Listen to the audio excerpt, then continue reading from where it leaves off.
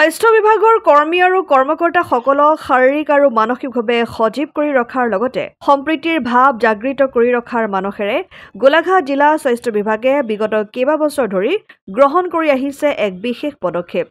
গোলাঘাট জিলা স্বাস্থ্য বিভাগৰ অন্তৰ্গত স্বাস্থ্য খণ্ডসমূহৰ মাজত অনুষ্ঠিত কৰি আহিছে ক্ৰিকেট প্ৰতিযোগিতা। এই উপলক্ষে দেওবাৰে মিছামৰা উচ্চতৰ মাধ্যমিক বিদ্যালয়ৰ খেলপথাৰত মিছামৰা খণ্ড প্ৰাথমিক স্বাস্থ্য কেন্দ্ৰৰ উদ্যোগত অনুষ্ঠিত কৰা হয় আন্তঃ খণ্ড ক্ৰিকেট প্ৰতিযোগিতা। গোলাঘাট জিলা স্বাস্থ্য বিভাগৰ যুটীয়া সঞ্চালক ডক্টৰ ভাৰত ফুকনে আনুষ্ঠানিকভাৱে উদ্বোধন কৰা প্ৰতিযোগিতাখনিত বোকাখাট, চাৰিঙীয়া, কমাৰবন্ধা, আলি, মিছামৰা আৰু সৰুপথাৰ স্বাস্থ্য খণ্ডৰ দলকেইটিয়ে অংশগ্ৰহণ কৰে। বেছিভাগ সময় জনসাধাৰণৰ সেৱা কৰ্মৰে ব্যস্ত হৈ থকা স্বাস্থ্য বিভাগৰ এনে পদক্ষেপে স্বাস্থ্যকৰ্মীসকলক উৎফুল্লিত কৰি তুলিছে।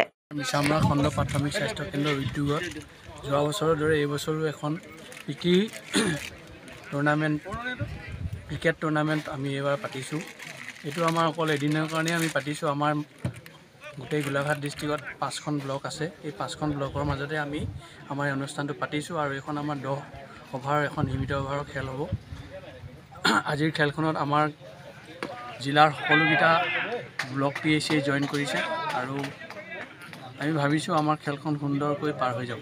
আচলতে আপোনালোক সকলো চিকিৎসাৰ ক্ষেত্ৰত জড়িত হৈ থাকে, তেনেস্থলত আজি এটা ব্যক্তিগত কাৰ্যসূচী গ্ৰহণ কৰিছে। ইয়াৰ মূল লক্ষ্য উদ্দেশ্য কি আচলতে? আমাৰ ইয়াৰ উদ্দেশ্যটোৱে হ'ল আমি আচলতে আমাৰ অকল কামৰ মাজতে থাকি আমি এটা একঘেয়েমী আমাৰ এটা পৰিস্থিতিৰ সৃষ্টি হৈছে। গতিকে আমি তাৰ মাজতে কামৰ মাজে মাজে আমি যাতে অকণমান আমাৰ মাজত এটা মিলাপ্ৰীতি ভাৱৰ লগতে আমি অলপমান এটা কামৰ মাজৰ পৰা অলপমান বিৰতি লৈ যাতে আমি অকণমান আমাৰ শৰীৰৰ বিষয়ে, আমাৰ স্বাস্থ্যৰ বিষয়ে আৰু আমাৰ এটা মিলাপ্ৰীতি যাতে আমি ভাৱ গঢ়িব পাৰোঁ, তাৰ কাৰণে আমি এই খেলখন অনুষ্ঠিত কৰিছোঁ। দেৰগাঁৱৰ পৰা ইন্দু ফুকন মহন্তৰ ৰিপৰ্ট, অসম আদিত্য।